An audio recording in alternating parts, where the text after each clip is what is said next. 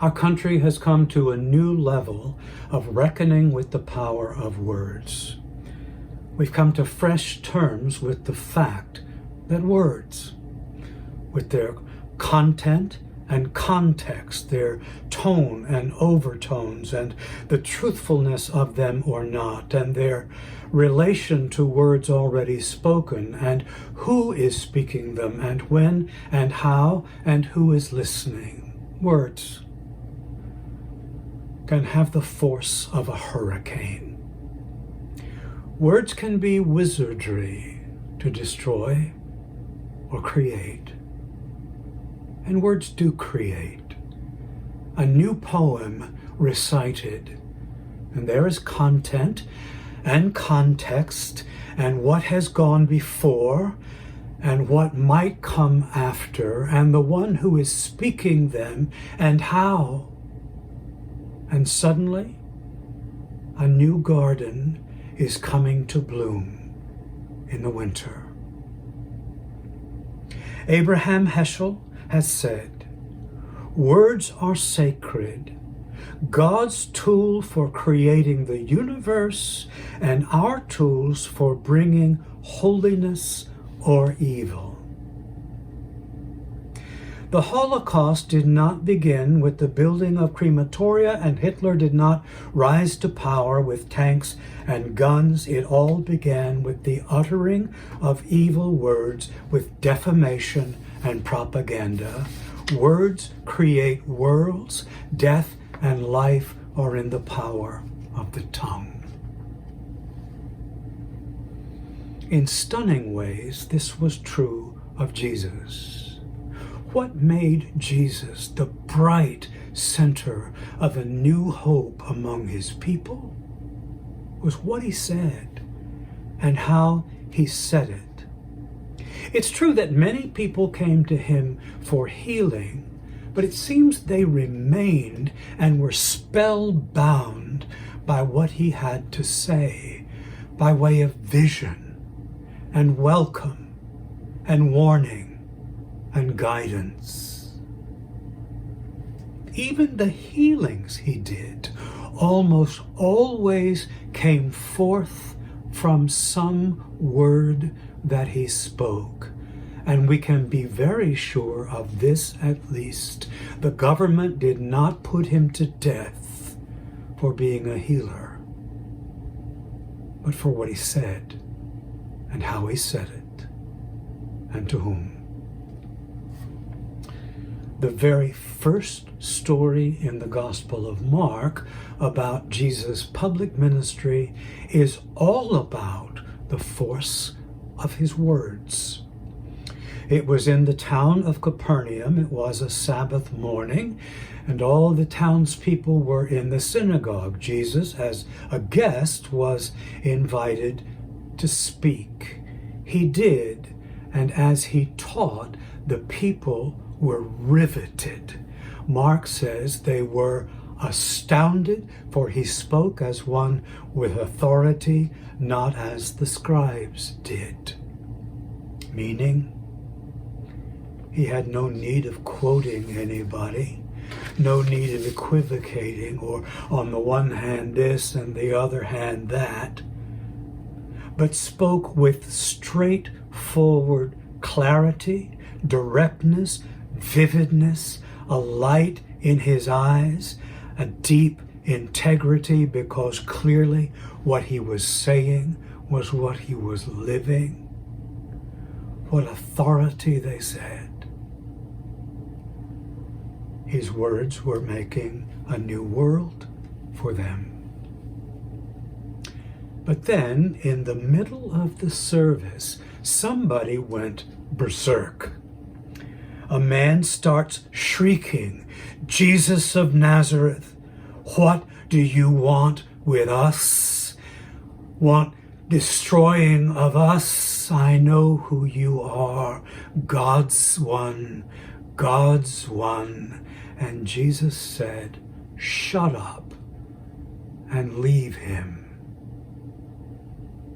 There was another scream, and the man convulsed, and then it was over. The room was quiet. The man was fine.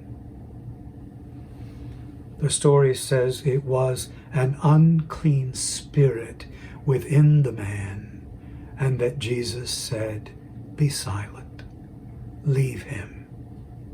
And it did. I guess that ended the service. I can't imagine Jesus saying, "Now where was I?" or somebody jumping up to lead in a closing hymn. My guess is that the people just made their way toward the door, flabbergasted. Mark says that some of them said, "What is this? A new teaching with authority? Even the unclean spirits obey him?" Now, when you think of it, that's a very strange thing that they said. They witness an exorcism and say, "A new teaching. A new teaching with authority. Even the demons obey." Picture this in a church.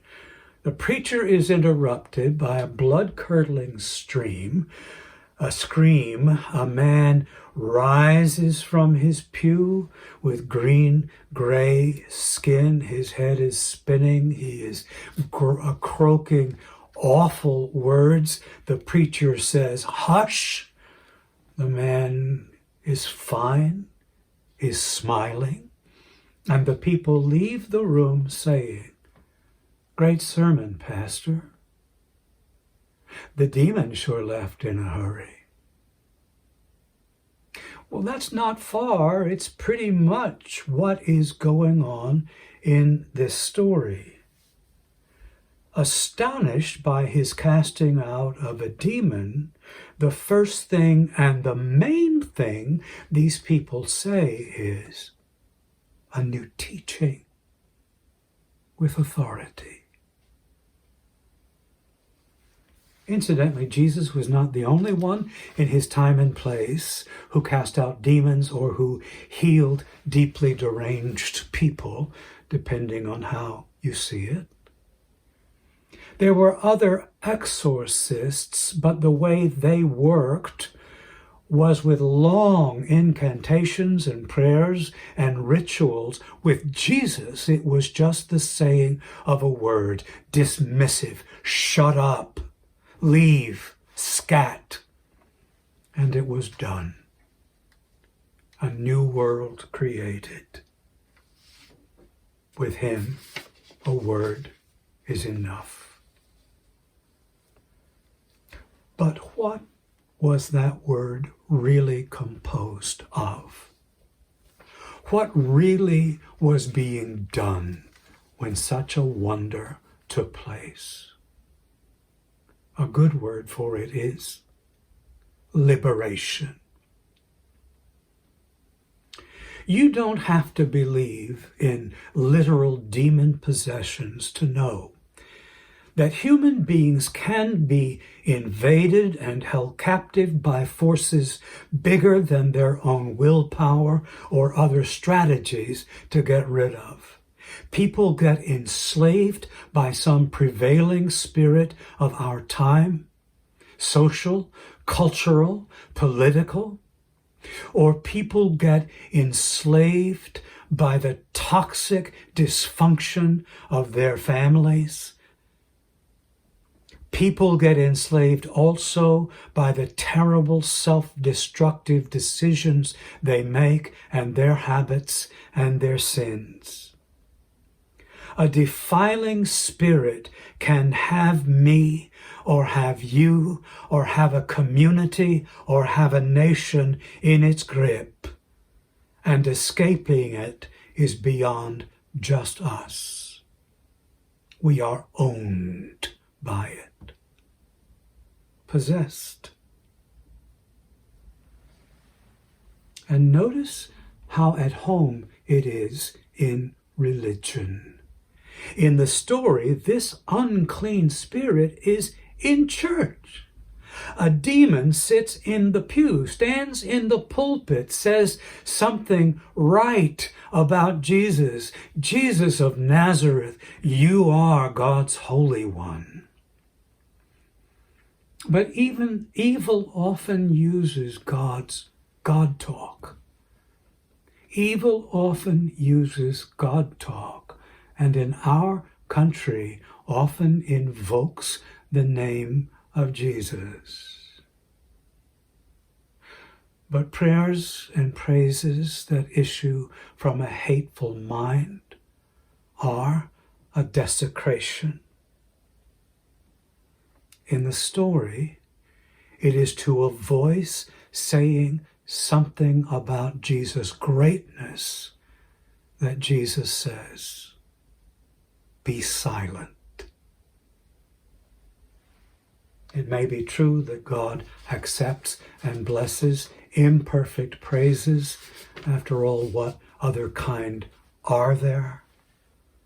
But when our worship, when our religion becomes an instrument of our sickness, or a covering of it, or a deepening of it, Christ may call us to silence so as to listen for God's new command. So, what is that command constituted of? Or how do we get unpossessed of powers that are too strong for us? And is there a way for a society at large to be liberated from the powers, the defiling spirits that want to keep possessing us all? Well, Jesus spoke of a kingdom. He called it good news as he proclaimed that the rule of God, the gracious dominion of God, was at hand. And he said, don't go saying God's kingdom is over here or God's kingdom is over there, for the kingdom is among you now.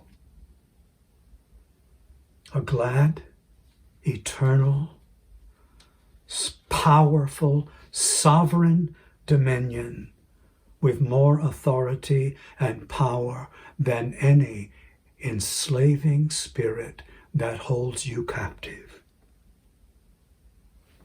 Christ pronounces liberation from lesser authority and commands such liberation.